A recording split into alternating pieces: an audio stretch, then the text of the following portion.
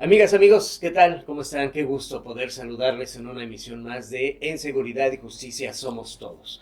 Soy Julio Valdespino y como siempre un honor recibirles en este espacio de contenido cultural, recreativo e informativo. Y como ya es costumbre, pues quiero darle la bienvenida al licenciado Miguel García Frederiksen, presidente de la CONACEJO Yucatán. ¿Cómo estás? Muy bien, Julio, gracias.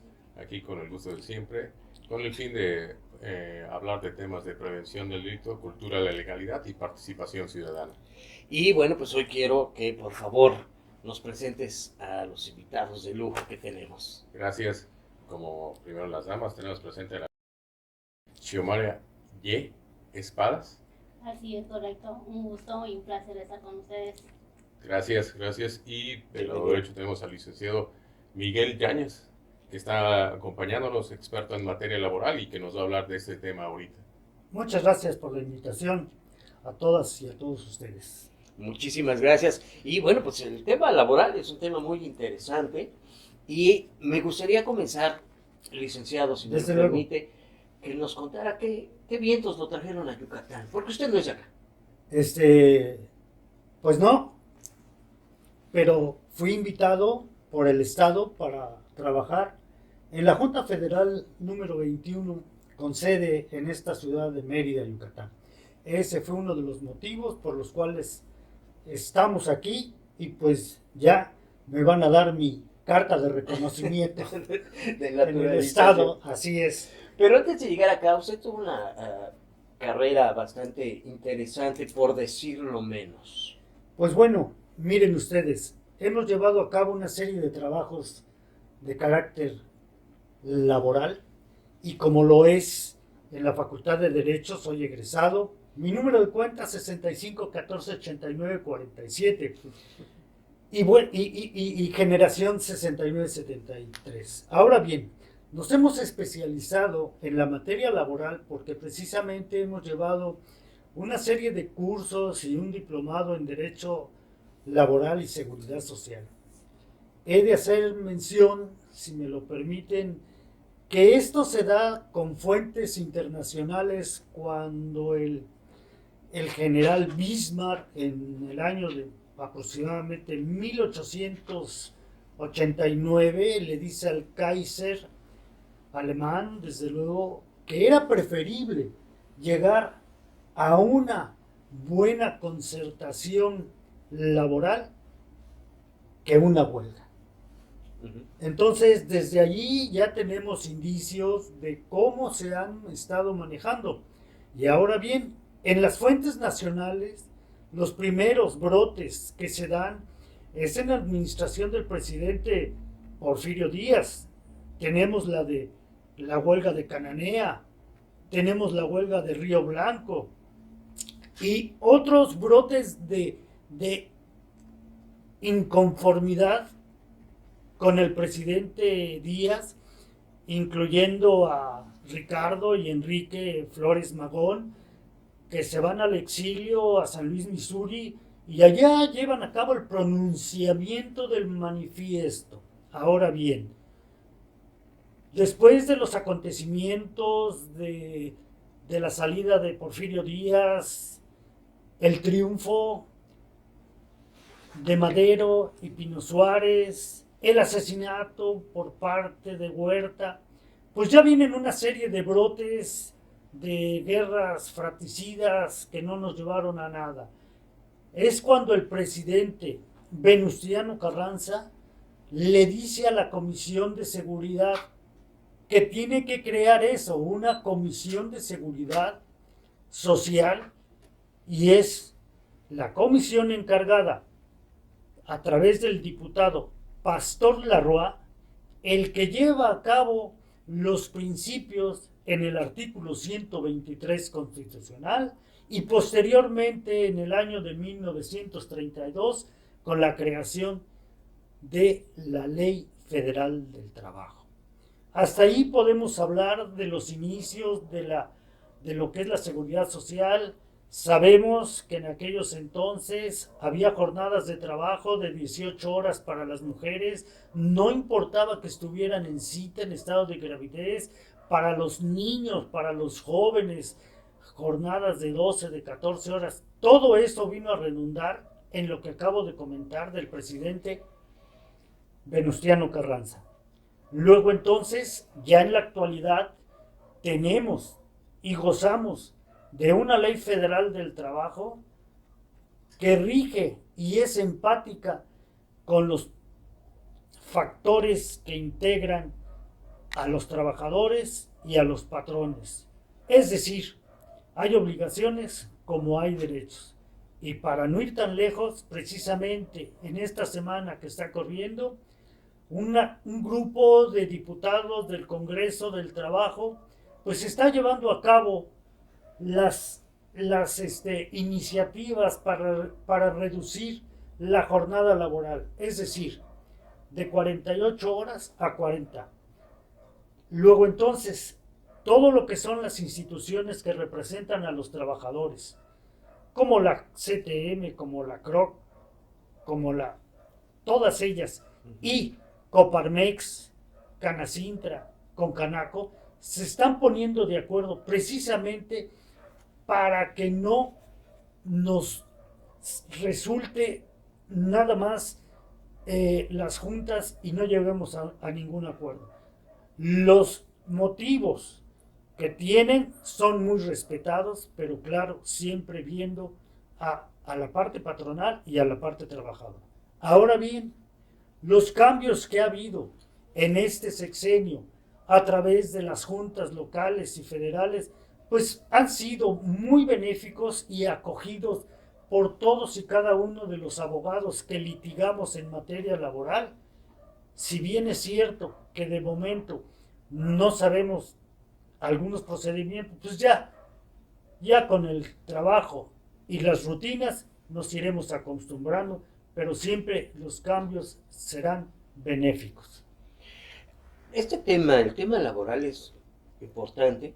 Digo, nos compete a todos los que trabajamos. Claro. Sin embargo, no los conocemos. No conocemos nuestros derechos, como lo señaló, que tenemos derechos, pero también tenemos obligaciones. Y no lo conocemos. Estoy diciendo una barbaridad cuando apunto que esto es histórico, que los trabajadores no conozcan sus derechos. Pues precisamente, ¿verdad? Debe haber, reitero, dentro de las agrupaciones sindicales de los trabajadores, esas son las personas que deben instruir a sus agremiados para decirles cuáles son sus derechos y cuáles son sus responsabilidades. Porque el patrón obviamente pues no es su papel. El patrón les va a dar trabajo, pero no les va a decir tienes esto.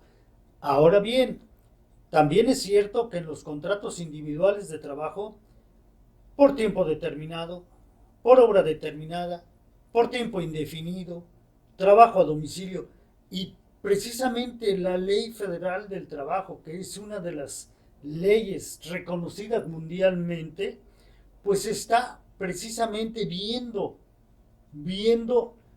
que no salga afectado ninguno de los factores, ninguno de los integrantes que forman parte lo que es las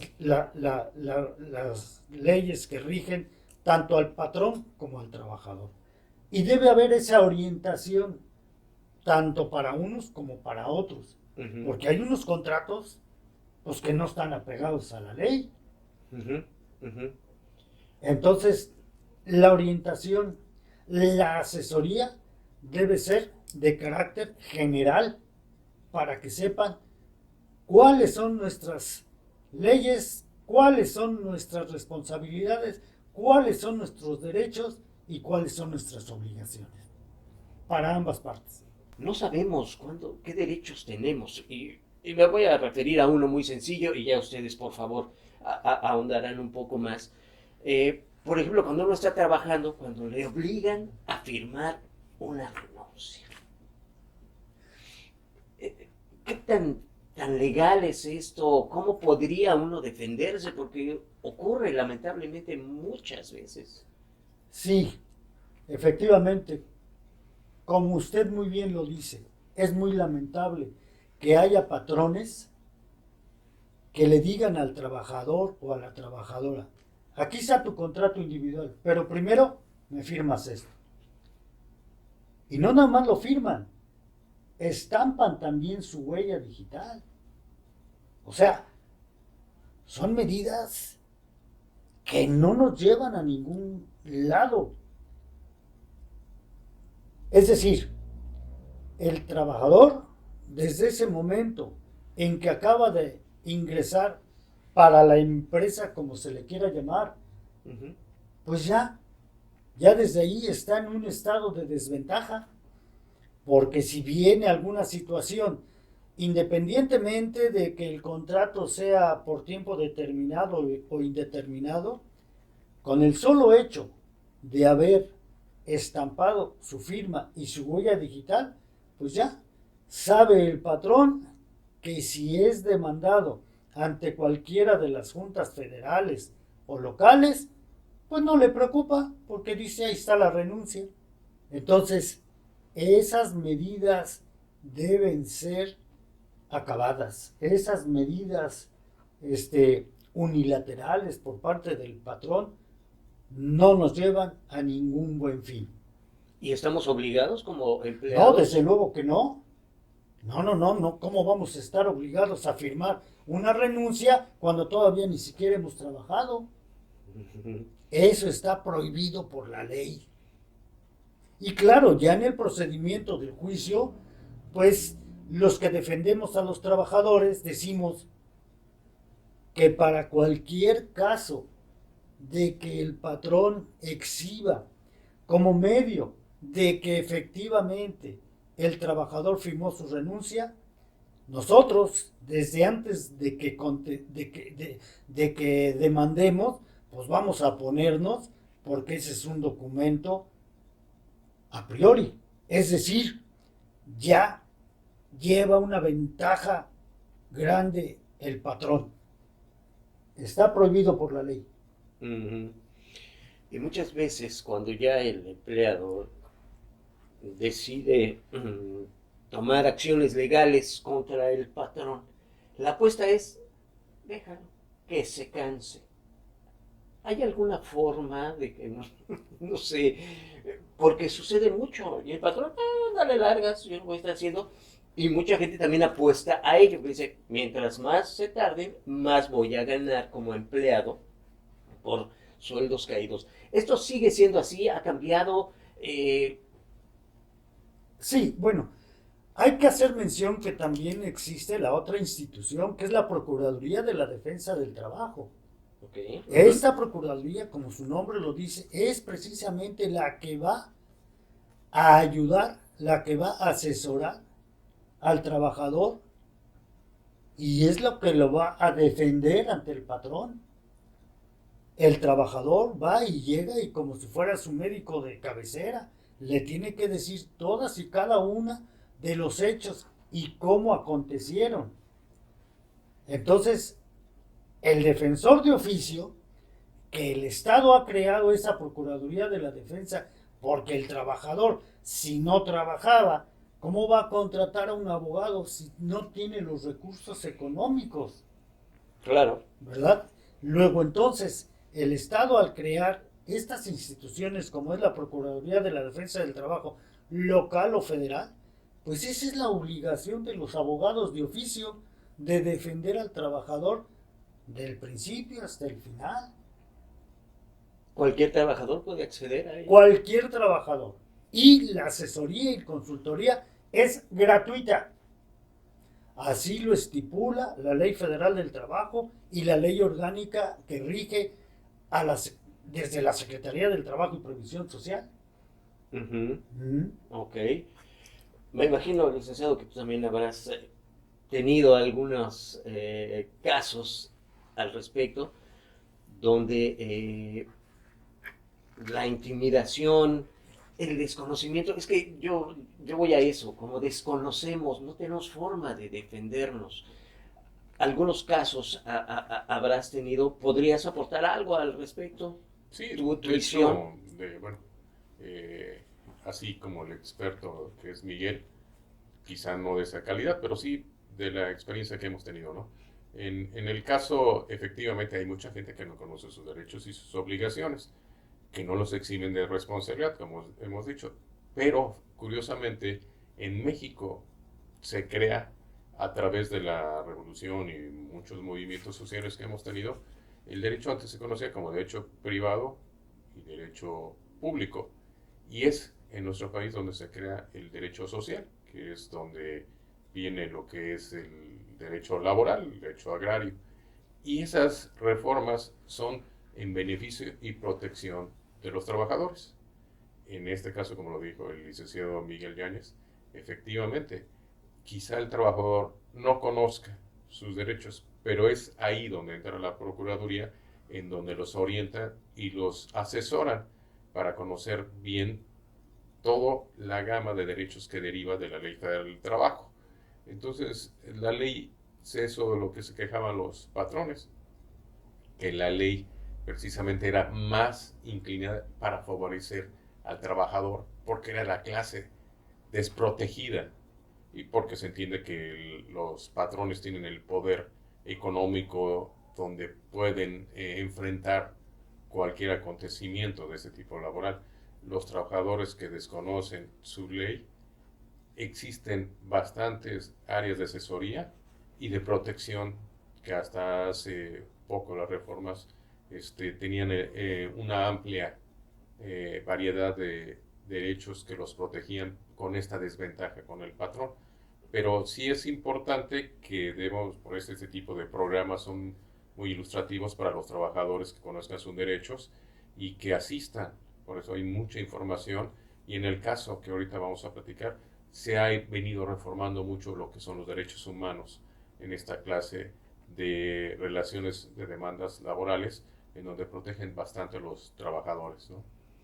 Y ahora que tocas el tema, quiero aprovechar también porque quiero que nos des una primicia, que compartas con nuestros amigos, nuestras amigas, una primicia respecto de los derechos humanos que acabas de mencionar. Sí, pues esa primicia es de que dentro de poco vamos a celebrar un convenio de colaboración, la CONASECO Yucatán, con la Delegación de Derechos Humanos del Estado de Yucatán para difundir los derechos humanos y trabajar en esas áreas como trabajamos nosotros, que es la prevención del delito, cultura de la legalidad y participación ciudadana.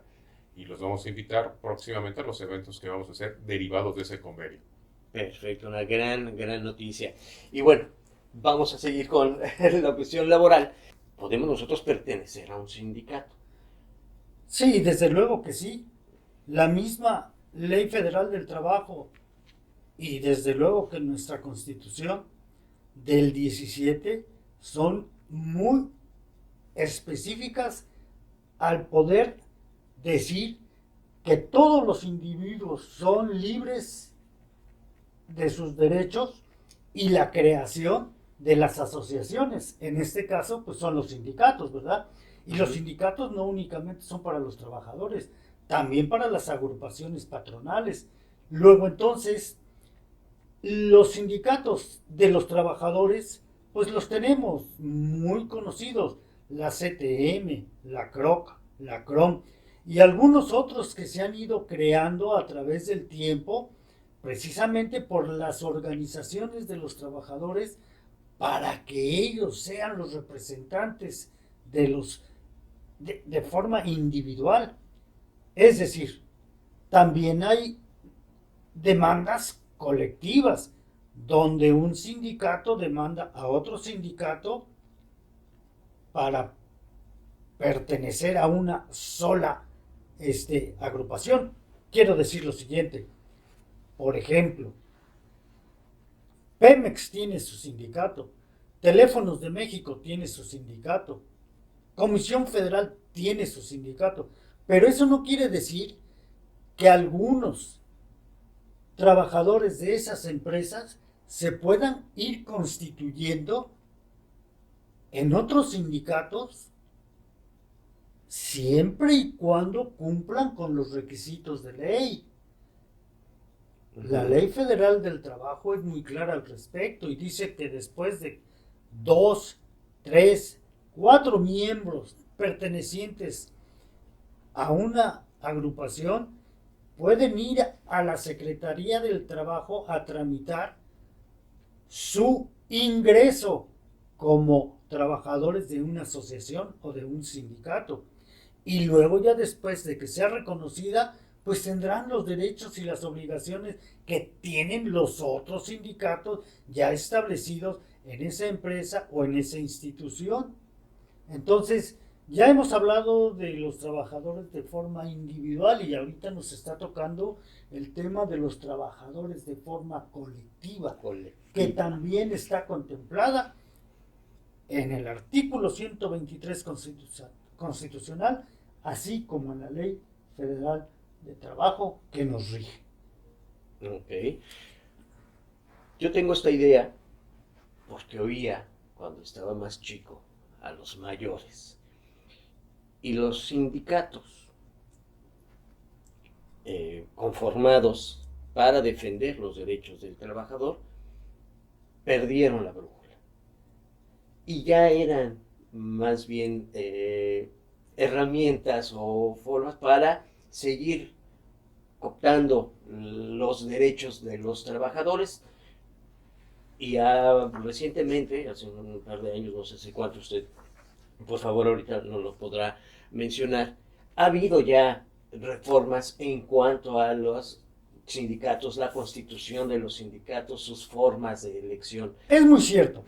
Lo que pasa o lo que sucede es de que antes los sindicatos eran una especie de corporativismo de algunos partidos políticos y obviamente los líderes solicitaban, oye, pues ya me toca a mí, ¿no? Alguna diputación, alguna senaduría. Y los vimos, y no estoy mintiendo, con el de Petróleos Mexicanos, con la famosa quina.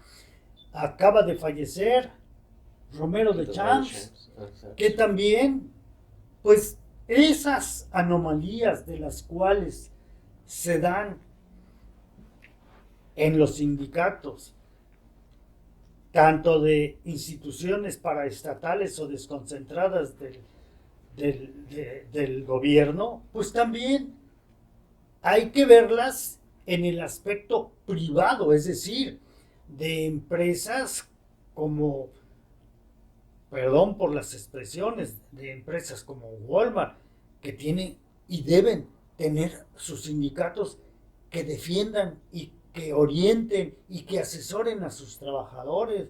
Es muy común, me ha tocado que casi, pues yo litigo en laboral, sin dejar de desconocer el civil, familiar y el penal, pero veo en las juntas locales cómo se da esa gran cantidad de trabajadores que contrataron las empresas de tiendas de autoservicio y las demás que hemos mencionado y que conocemos por 3 meses, por 5 meses, es que están a prueba. Te lo dice el patrón. Cuando en realidad, pues debes de ponerlo a trabajar y orientarlo. ¿Cómo va un trabajador o trabajadora llegar a la empresa si nunca ha desempeñado una labor?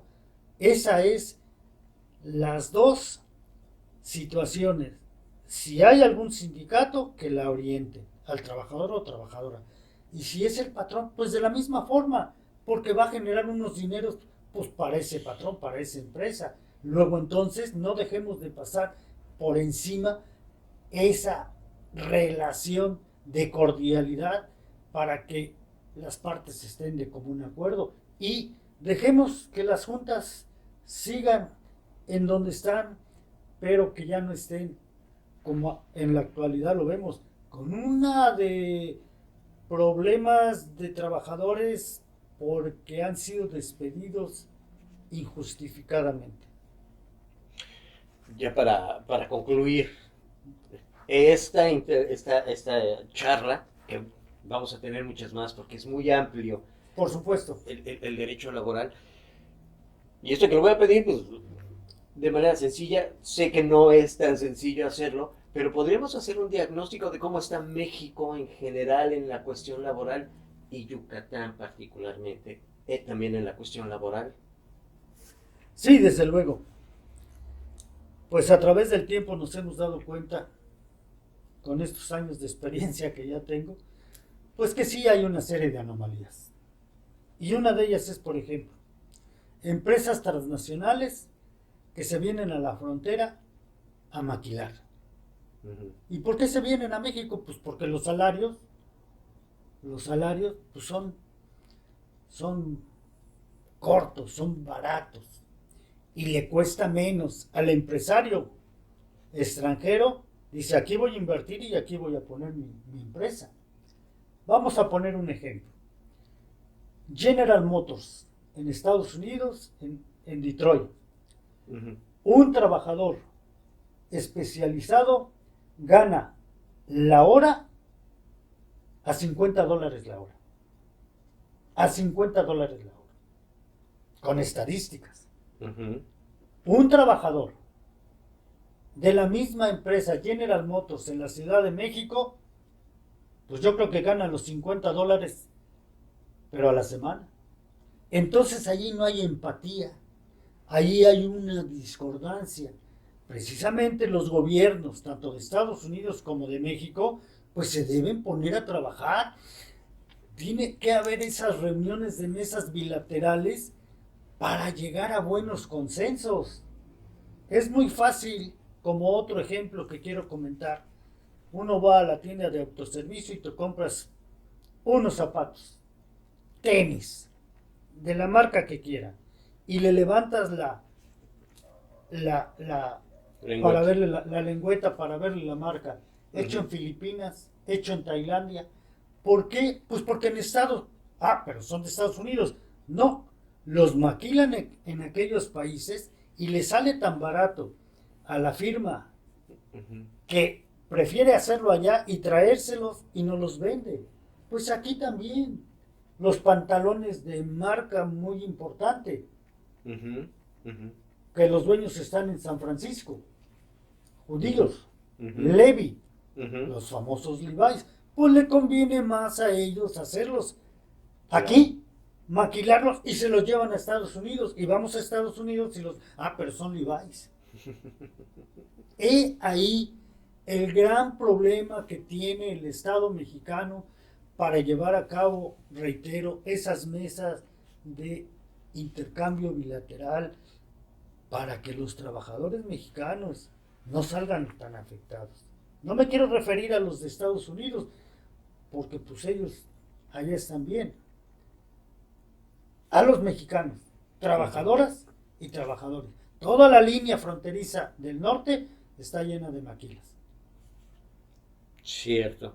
¿Y Yucatán cómo lo ve? Bueno, en el estado de Yucatán, afortunadamente, las cosas están mejorando precisamente para los trabajadores. Me he dado cuenta en estos años que tengo aquí y que han sido hermosos para mí. Es mi segunda patria, mi segundo estado que me ha acogido. Paraíso. Estoy enamorado. Bueno, se está desarrollando mucha actividad precisamente por eso, por la seguridad que presenta el Estado, por la honestidad de la gente.